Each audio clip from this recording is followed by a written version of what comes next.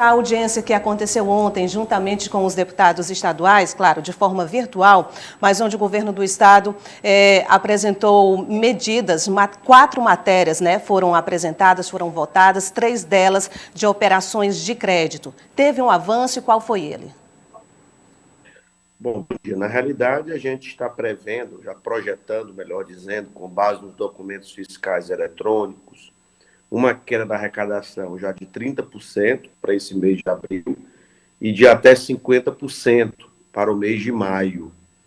Portanto, o estado do Piauí, para compensar essas perdas de arrecadação, para continuar mantendo os serviços públicos funcionando, os novos investimentos em saúde pública para combater a pandemia e depois para fazer um grande programa de infraestrutura para recuperar a economia, como todo o mundo, todos os países do mundo irão fazer, e aqui no Brasil não vai ser diferente, precisamos redimensionar as operações de crédito.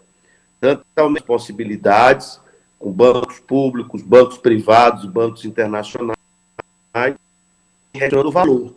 Porque se antes as operações seriam importantes para a operação de estradas, por exemplo, agora nós temos que manter os serviços públicos funcionando, mesmo a queda de arrecadação. Então, a gente explicou isso para os deputados, que irão apreciar essas matérias dessa e da próxima, creio eu. Ou seja, o governo do estado já está avisando, então, o pós-pandemia, é isso? É, o durante e o pós, né? Porque nesse momento que a gente tem que atuar. Primeiro, para não faltar recursos, em hipótese alguma, para o combate à pandemia. Então, leitos de UTI, hospitais de campanha, EPIs. Só para você ter ideia, o governo do Piauí comprou mais de 100 mil testes. Isso é uma compra de mais de 10 bilhões de reais, só com testes.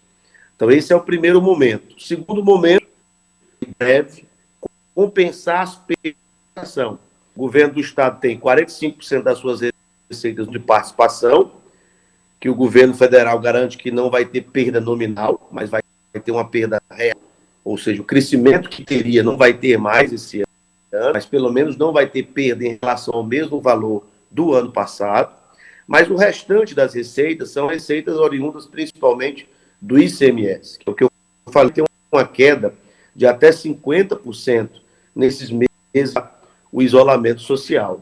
Então, para compensar essas perdas, também é necessário financiamento para isso, já que estados e municípios não podem emitir títulos, não podem emitir moedas, e isso é feito através de operações de crédito. E, por fim, no pós-pandemia, um grande programa de infraestrutura para recuperar a economia do Estado. Toda crise econômica gera essa necessidade do Estado, seja o país, o Estado, o município, reativar, reavivar, recuperar a economia com um grande programa de infraestrutura. Isso foi assim na crise de 29, no pós-guerra, na crise de 2008, e agora não vai ser diferente. A gente sempre noticiava aqui, né, a preocupação do governo do estado em relação à manutenção desses serviços e também a questão da folha de pagamento de pessoal. É um questionamento que é sempre feito aqui pelos nossos telespectadores em relação à garantia dos pagamentos de salário. A gente sabe que o estado já vinha tentando cortes na folha de pagamento justamente para não ultrapassar esse limite também da lei de responsabilidade fiscal. Em relação a isso, o pagamento do funcionalismo, ele está garantido? Com as medidas que nós estamos tomando, sim. Devemos manter todo o calendário de pagamentos, é claro que requerendo medidas como essa que a gente falou. As operações de crédito para financiamento, a suspensão das dívidas que está dentro do Plano Mansueto, que deve ser aprovado no Congresso Nacional essa semana, não mais estará na próxima. As medidas de contingenciamento daquilo que não é essencial, mas é essencial, principalmente os serviços de saúde e a folha de pagamento do funcionalismo público, estão sim garantidos. A ação própria do Estado pode chegar até onde, secretário? 50%? Como eu falei, até 50%. É mais uma estimativa, já é uma baseado nos documentos fiscais eletrônicos emitidos. Quando você compara o antes do isolamento com o depois, você vê a queda da atividade econômica já de 30%, podendo chegar a 50% no próximo mês. Secretário, o governador Wellington Dias, ele prorrogou esse decreto suspendendo as atividades econômicas até agora o fim de abril.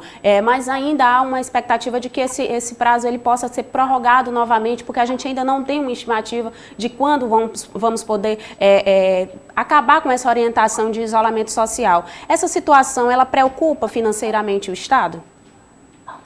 Olha, claro que os efeitos econômicos são preocupantes.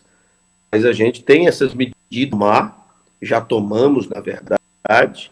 Claro que alguma coisa ainda precisa do Congresso Nacional, alguma coisa precisa de medida provisória do governo federal, mas nós estamos caminhando para combater os efeitos econômicos também. É importante que se diga que esse isolamento social ele é recomendado não apenas pela crise sanitária, ou para preservar a saúde da população, que é o mais importante, mas razões econômicas.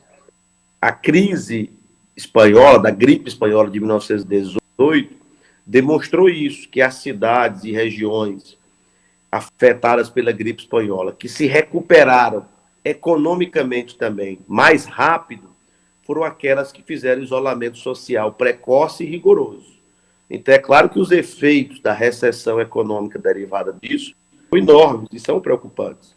Mas há como se recuperar a economia. O que não dá para se recuperar são vidas que podem ser perdidas, caso não sejam tomadas as providências. Sendo o governo do Estado hoje, o que o senhor avalia em relação a essas aprovações tão aguardadas na Assembleia Legislativa? Eu pergunto até porque a oposição já disse que é necessária uma fiscalização bem maior em cima dessas operações de crédito. O senhor acredita que realmente essas matérias devem ser aprovadas e num tempo recorde devido à situação? Olha, toda fiscalização ela é bem-vinda. Nós do governo do Estado somos extremamente acostumados com isso. Fiscalização da Assembleia Legislativa, dos órgãos de controle, do Ministério Público, cada um cumprindo o seu papel. Obviamente que esses recursos serão utilizados, como estão nas mensagens encaminhadas pelo governador, primeiro para o combate à pandemia, segundo para compensar as perdas de arrecadação, para manter os serviços públicos funcionando, e terceiro, esse programa de infraestrutura para recuperar a economia.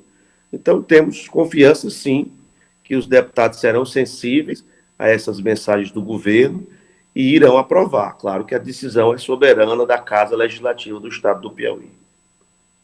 Qual o próximo passo? A Assembleia aprovando esse financiamento, quando é que o Estado estima que vai poder contar com esses recursos em caixa?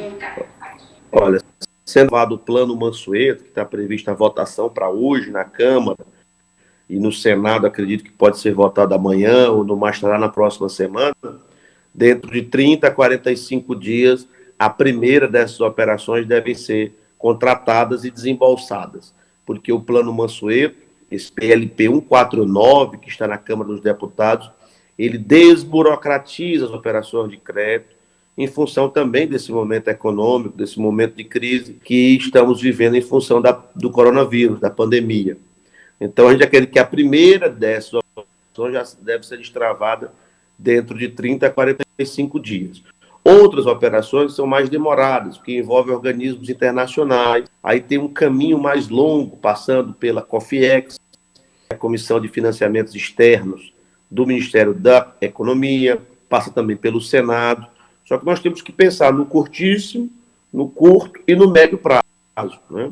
Então, são operações, todas elas, essas 6 operações aproximadamente, umas maiores e outras menores, ao longo desses 12 meses, né? Algumas sendo liberadas logo e outras no final do ano e outras no ano que vem. Mas temos que plantar essas sementes.